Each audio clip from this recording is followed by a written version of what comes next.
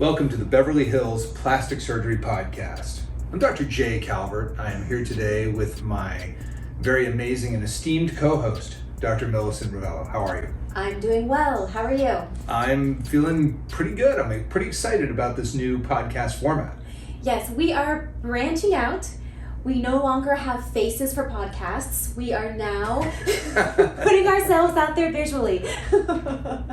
But we didn't call hair and makeup for this. We're winging it on that thing. We're winging it. Fresh off a day of seeing patients and operating. Yeah, you can see like the very fancy outfits we've put together, and we're ready for the whole TV, YouTube streaming thing. This is why we did podcasts previously, but we are branching out to a video format. I think it's good because plastic surgery is a visual specialty. By definition. Yeah, so we need to show photos and videos and all that stuff, so that's what we're going to do. So today I want to jump right into it, and I want to talk about breast augmentation in a much more visual sense. Right. Breast augmentation or breast implants, one of the bread and butter procedures that we do. It's one of the most common, if not the most common, plastic surgery procedure done in the United States. So it's important that we have a very real, honest, educational discussion about what exactly breast augmentation is about. Right, it's a pretty straightforward procedure where a woman or man becoming a woman or whoever wants to have larger breasts. It's pretty straightforward. It is, but it isn't. No.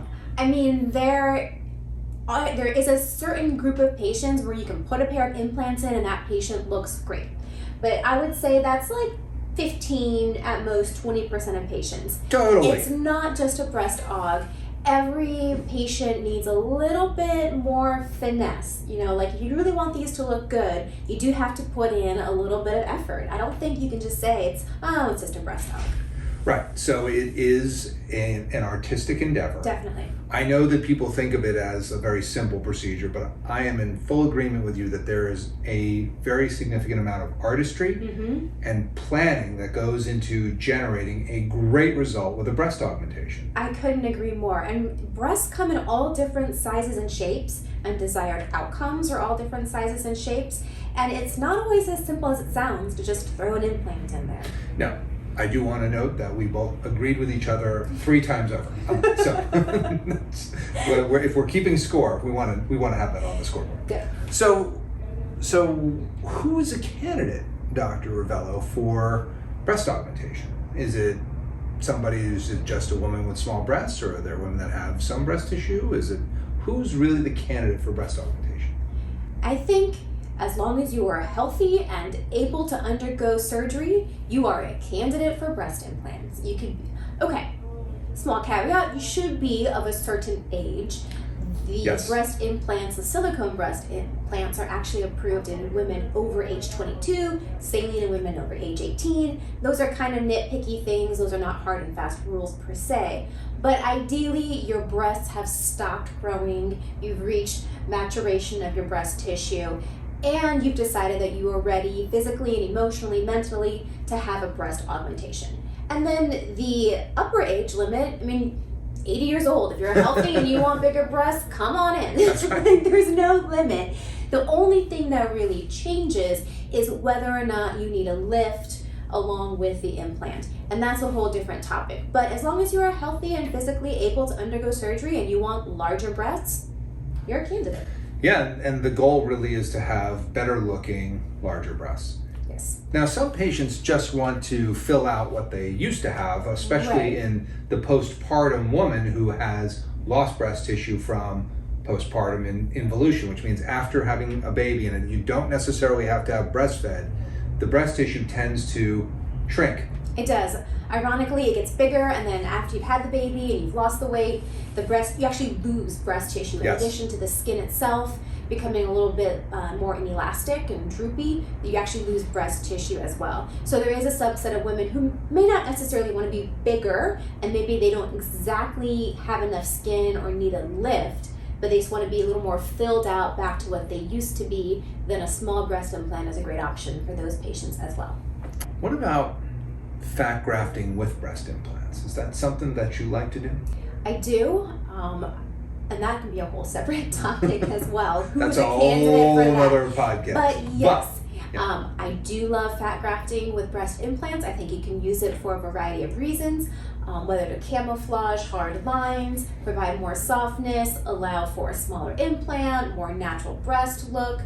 Women that have a really wide sternum and their implants are going to sit wide on their chest, I think putting a little fat in the middle is a good way to sort of bring them in closer, get more cleavage. So there's a huge variety of reasons why you could also do fat grafting with implants. Silicone or saline? Silicone, like hands down. I don't know if we're voting on this one. I vote silicone.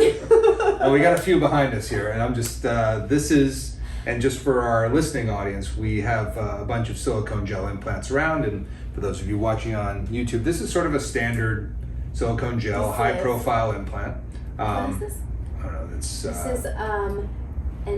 is a super high-profile implant, actually by Allergan. This is a 545cc implant, and I think on our next podcast we're going to go through the different styles of implants and the different choices.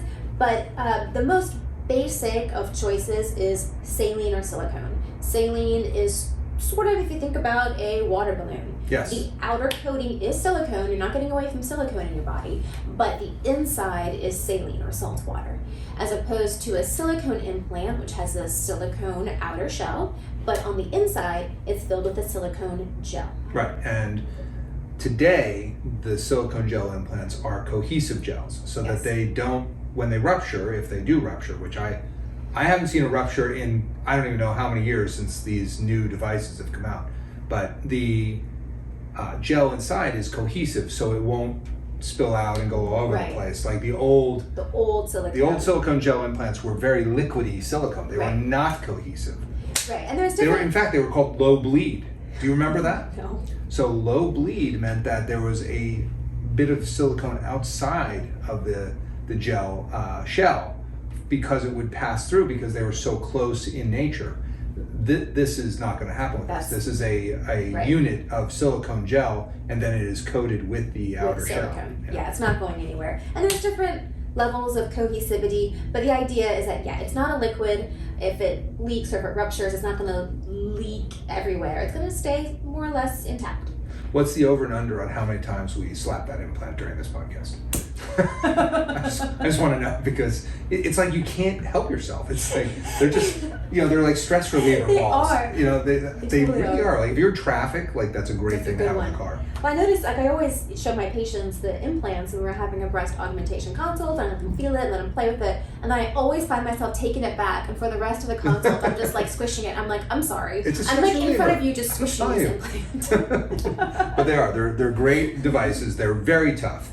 There are videos of them being run over by tractors and dropped off buildings, and they're very tough to break. They're not going anywhere. I prefer silicone also. I think they're better. There's a lot of controversy with breast implant illness and whether or not the implants make people sick, and there definitely was an issue with the textured implants in certain companies in the Allergan implants causing a very rare form of breast cancer, but caused it nonetheless. And so I've been removing the textured Allergan implants and in some cases replacing them, and in other cases women said, I'm done with them. Let's just put in a smooth, or just do fat grafting, and I'm finished with implants. And I mean, that very rare cancer, ALCL, it's been seen in all manufacturers. It's just Allergan had the highest number, so those were the ones that were recalled. But those are the textured devices. I don't use textured devices. I never have. I only use smooth. If you think about the difference, a textured device sort of has like a Velcro-y almost type surface. It really sticks to the surrounding tissue, as opposed to a smooth implant, which is, as it sounds, smooth. So the reason I like silicone over saline, I think the silicone has a more natural, softer look and feel, both looking at it visually and actually manually feeling it. And because if these things rupture and saline implants rupture, that breast is gone. It's like popping a water balloon. Yep. That night you have it, that morning you don't, and that's an emergency. Call your plastic surgeon. Because you are now lopsided, you no longer have a breast on one side. Yeah. So as opposed to a silicone implant, if it were to rupture somehow, you wouldn't even know. Like, you wouldn't know, you wouldn't lose any volume, your breast would still look exactly the same. So that is my preference. I do have patients that still come in and for whatever reason want the saline, and that's fine. But if given my preference, I choose silicone. How is the procedure done? What is your, favorite approach? Do you like, we have multiple ways that we can put in silicone implants. We can put them in through periareolar incisions, which is an incision around the pigmented part of the nipple areolar complex. We can use an inframammary approach. There's a transaxillary approach. What's your favorite approach to that? It depends on the patient. If I'm doing a straightforward implant in a patient that doesn't need a lift and doesn't have any weird, not weird, but other breast abnormalities, straightforward breast implants, I choose the IMF approach, which is the crease under the breast. In most patients, it's very well hidden. You'll never see it again. It heals very well. It gives great access. So that's my approach. If I'm going to have to do a lift anyways, or if the patient has some kind of tuberous breast deformity, I may lean toward the periareolar approach around the areola. That's not my favorite for baseline breast augmentations. There's a little bit higher risk of capsular contracture, higher risk of breast implant infections. So IMF, that's my kind of go-to incision. Yeah, I like the inframammary fold also, and it's interesting. Back east, when I trained in Pittsburgh, and also at Cornell when I was in Manhattan, the IMF inframammary fold was the way that breast implants were put in. And out in California, it's like totally opposite. It's like periareolar all day long here. And I guess it's because of bikinis, maybe. I don't know. That's in my training, I saw mostly IMF. That's what I do. I think it's just a great, not easy, but straightforward approach, and it's well hidden. Only patients where I might start getting a little bit lean away from the IMF would be in a very thin, typically Asian patient. If you put an implant in those patients, sometimes their skin and their implants don't actually hang over enough to cover the IMF, and they're a little bit visible. Yeah, so the IMF is not as well developed in some subsets of the big term Asian patients. I agree with you. Yeah, so those do well with periareolars, but in general, it just depends on the breast and what else we need to do. Yeah, Asian breast augmentation could be its own podcast really too, because it's really different. The anatomy is different. The tightness of the inframammary fold is different. And there are all these variations in different ethnicities, and as plastic surgeons, it's our job to understand that and to account for it and do something about it to get the best results possible. Right. What typically happens in an operation? So you make an inframammary incision, then you lift up the pectoralis major muscle, because I like to go under the muscle. Are you an under the muscle I'm gal? an under the muscle fan, so you can put the implants under the pectoralis muscle, or you can put it over the muscle. Probably 90% of the time, I'm going to put it under the muscle. True. The only times I put it over the muscle are in my tuberous breast patients, where I need to do some work with the breast tissue, and I really need that implant to push out those constriction bands. That's a whole other topic. But other than those patients... Oh my God, tuberous breast is like that is... You can do a whole fellowship in tuberous breast. But an otherwise not tuberous breast, congenital breast deformity patient, I will go under the muscle.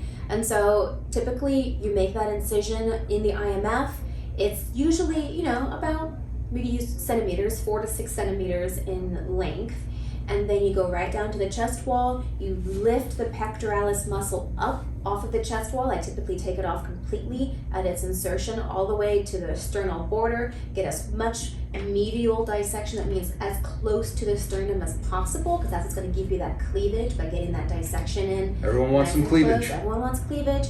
There are some patients, again, with a wide sternum where it's really difficult, and if you start going past that limit, you're going to start getting some complications you don't want. So your body does limit you a little bit in terms of how much cleavage you can get, but in general, you lift that muscle up, you do your dissection, and then this is where it gets really fun, right? So this is where you can start sort of, I call playing with your sizers, playing with your implants. Implants come with sizers in the operating room, and a sizer is sort of just a cheap version of an implant. It's not designed to be a permanent device, but you can put these sizers in during the operation. you close the patient up temporarily, you sit them up vertically in the OR. So your patients are still asleep, but you take them from lying down, you put them up, and then you look at the sizes and you see, how does that look? Does that approximate what the patient wanted? Does it look good? Does it need to go smaller, bigger? And then you start swapping out your sizes, bigger, smaller, until you find the size that matches what looks great on the patient and what she wanted. Yeah, I mean, it's important to have those sizers because, a lot of times you think, this patient will look great with a, 375 cc high profile gel. When you put that in, you're like, I better do a 475. Because it just gets gobbled up into the chest wall, and especially you don't know how much there's space in between the ribs that can take up a lot of the volume. Yes. So every patient's different. So even though you may think this is what it's going to be based on base width and what they want and how much breast tissue there is, sometimes you get a real big surprise and you need those sizers. Otherwise you're, if you were to just say, okay, we're putting in this, size implant, you wouldn't get the best result every time. You wouldn't. So that's where you try on different sizes, literally like trying on, different shirts or different pant sizes. You try on different sizes to find the right one that fits. And then you take that old sizer out, and that's when you do all of your antibiotic irrigations, your betadine irrigations. You wash that wound, that pocket really well to get any kind of remnant of bacteria out of there. And then you insert your breast implant and the permanent one, and then you close up your incision. And that, in a nutshell, is a breast implant surgery. And I think going back to the sizers, it's a really good point because that's always usually the number one question. Well, what size implant are you going to put in? And so how do you decide? Beats me. I tell them, but I base it usually on what they want to achieve. They say, I'd like to be like maybe a C or a D. And I was like, well, it depends where you buy your bras. Do you have a picture of what you're talking about? They show me a picture. Then I say, okay, yeah, that's like a C or D. I get it. Then I go by the base width of their breast, and then I decide if they have enough breast tissue that they either need a moderate plus or a high profile gel. I rarely use the super high profiles because they look like torpedoes. I don't know, they're just not for me. But I like the high profile gels in general. Sometimes use the moderate plus. But it comes down to a narrow range of devices. I'm typically within 100 cc's. And typically the larger end of what I tell my team to have in the operating room, even though we have a wall of silicone back there. We have everything we have every single implant you can imagine up to a certain size. Like I don't have 800s back there laying around. If somebody wants the largest implant available, then I have to special order that. But for most patients, we have the implants available, so we just go with the sizers. And we sit them up, and sometimes you have to sit them up a lot of times. They actually get some abs from doing during the case, but it's fine. I mean, you want to get it right, so you go with the sizers. You look at how it looks, and once you get what you like, you close them up, and there it is. Bob's your uncle. And I love the photos because patients will come in and say, I want to be a 32C.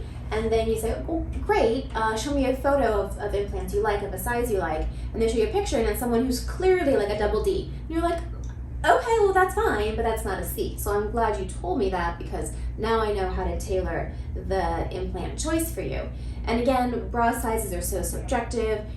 Somebody who's a C cup in Victoria's Secret is probably a B cup at Nordstrom, and it's very subjective. But photos are great. They're super helpful because then it gives me an idea of exactly what it is that you're looking for. Sometimes you do get some interesting photos. You're like, oh, okay. All right, I see you. Where did you find this? Exactly. And I do say, if you can distinguish, bring photos of a woman that has implants in. That's way more helpful to me than bringing in someone that has naturally large breasts, because it's not an apples to apples comparison at all. And you really can't go by numbers, because like you said, some patients you put an implant in and their body sort of just swallows it up. So they might have come to you and said, well, my friend has 350 cc implants and I love the size she is. I want 350 cc implants. It's like, it doesn't work that way because every person has different amounts of their own breast tissue. They may have very little, they may have a lot, and 350 cc implants, someone that is already a C or D cup, is going to make them substantially bigger than 350 cc's in someone that might have been an A cup to start out with. Yeah, if you're 5'1" and you get 450s, well, that's very different than the woman who is 6'2" and gets 450 cc gel implants. The 5'1" gal will look like she has some large breasts, whereas the 6'2" woman will look like it looks nice. It just the number is not the way to think about breast augmentation. This is an artistic procedure. The device is a tool, and it's all about preoperative diagnosis and planning to get the result that you want to get in the end. I couldn't agree more. It's another agreement. We are keeping score over here, so I'm gonna put that one up. So, what are the complications? What problems can you have with breast augmentation? There are definitely problems that you can have in the immediate period right after surgery, which fortunately are pretty rare. Probably the two things I worry the most about would be bleeding, because that's a complication of any surgery. Of course. Bleeding after breast implants is a little bit more of a surgical emergency, not because you're losing blood and you're going to have an emergency because you're hemorrhaging blood out of your system, but because anytime blood, even a small amount, collects around an implant, it's a medium for infection. So if I can tell that you've bled a decent amount around your implant, I'm probably going to take you back to the operating room, wash out the old blood, put in a new implant, just to make sure we're back to like a safe, clean environment again. And that, fortunately, is pretty rare. It is. It's pretty rare. In the immediate time period, I always super paranoid about infection. Thankfully, in a cosmetic situation, a controlled environment, infection is also fairly rare for these patients. I see it more in my reconstruction patients. And if you were to have a complication like an infection, typically it would show up anywhere between 10 to 14 days, something like that, after surgery. Sometimes you can treat it with antibiotics, but if it's really the implant itself that's infected and making you sick, then you have to remove the implants. Fortunately, that's very rare. Knock on wood, I've never had a breast implant infection in a primary breast augmentation. Breast reconstruction, different animal. Yes, totally different. Yeah, there's radiation, chemotherapy, all kinds of other things that cause, but those also very rare. But in primary breast augmentation, just knock on wood, haven't happened. Usually been pretty good. I think the biggest issue that patients really do experience is capsular contracture. Capsular contracture. So then you're getting into the longer term complications of implants, and these are complications that occur at the earliest 3 months, but up to 3 years, 10 years afterwards. And the main one is capsular contracture. Capsular contracture is when anytime you put a foreign body into the patient, if any kind, anywhere, the body's reaction is to form a capsule around it. It's the body's way of sort of walling that foreign body off from the rest of the body. Usually that capsule is very thin and filmy, but in some patients, for reasons not well known, that capsule becomes thick. And it can be visually disturbing and it can be painful. Yes. So that's a whole different ballgame, but typically when it gets to that stage, you do have to go back and reoperate. And that is measured on the Baker. The Baker. Scale. The Baker 1 is a normal capsule, Baker 2 having some firmness to it, Baker 3 being it looks weird, visually disturbing, and Baker 4 being visually disturbing and painful. And it hurts. And so the Baker 3s and 4s, I think you wind up reoperating in general. Yep. There is a medication that you can use to treat it, and it works pretty well. Either Accolade or Singulair, both are effective in treating capsular contraction. Early. Mild capsular contraction. It will hopefully stop it from getting worse or keep it at its mild stage. But once you've gone on to a Baker 3 or 4, it's kind of over. Yeah. What is this? Go ahead. No, you go. Well, I was going to say, I think it's too big a topic to delve into on this particular podcast, but at some point we will talk about the long-term complications such as breast implant illness and or ALCL, which are two totally different things, but that's a whole different involved discussion. For sure, and also the treatment of capsular contraction. And the treatment of capsular Now again, we've covered these in other podcasts, but in our video format here, which I'm very excited about, we'll get into it a more visual approach. Right. What does it cost to have breast augmentation? Primary breast augmentation, no lift, just putting in an implant. $1 million. No. $1 million. My practice, I'm pretty standard, about $8,500 here in Beverly Hills, I think is my go-to cost. I know you're more. That's a great deal. I would encourage everybody to see Dr. Rovelo, because for me, it's a lot more. It's a lot more, yeah. Yeah, I mean, it just depends on where you are in the country, who's doing it. The Beverly Hills prices are way higher. Okay. I think you can get a breast augmentation in parts of this country for $6,000 or $7,000. Parts of LA, which is kind of scary to me because I know what the costs of operating in this city are, and they're not cheap. Because when you're buying an implant surgery, you're buying an actual implant, and that's a fixed cost. Yeah, it's between $1,500 and $2,300 flat. There's not really a negotiating thing that's right. set That's by what it costs to implant get the company. implant. That's right. And then you're talking about time in the OR, so that's the OR facility fee plus the anesthesiologist. If there is one. Which I would there are a lot of places strongly encourage you to have an anesthesiologist in your room. If not, come on, have people. Second thoughts about who's doing your surgery. But those are fixed costs, and by the time you've added up all of those, it's easily $5,000, easily, if not more. So if you are in the city of LA or urban center and someone's offering you a breast aug for less than $6,000, I would be very hesitant about what's happening. In our resident and fellows clinic, I think it's $6,500. Right, because you're not charging a surgeon fee. Yeah, they're not getting a surgeon fee. It's just straight cost for the residents and the fellows to do it. That's the cheapest you can get, straight cost, OR anesthesia, implants, $6,500. And that may be actually right on the penny, the cost of doing it, if I'm correct. Yeah, but it depends where you are in the country, because like getting operating room time in Los Angeles and Beverly Hills and Newport Beach and San Francisco is a whole different animal than getting OR time in Wichita, Kansas. It just is a very different cost structure. It's not better or worse. Some of the I think the surgeons in Wichita, Kansas are board certified and excellent at doing this, and you're going to pay a lot less if you go there. Yeah. If you come here, then you're going to get a different approach, and there's a different look. And yeah, I mean, breast augmentation is a little more expensive here. That's the way it is. Welcome to California. Yeah, that's part of the deal. Yes. It is. It is not cheap. Crazy insane to be here. No. What are we doing here? I don't know. If we just packed it up and moved to Vegas, our cost structure would be totally different. So much cheaper and keep way more of my paycheck. Totally different. That's true. Yeah, because you got to give 13% to the state of California. Anyways. 13+%. It's awful. Okay, that's enough about that. We're not going to complain.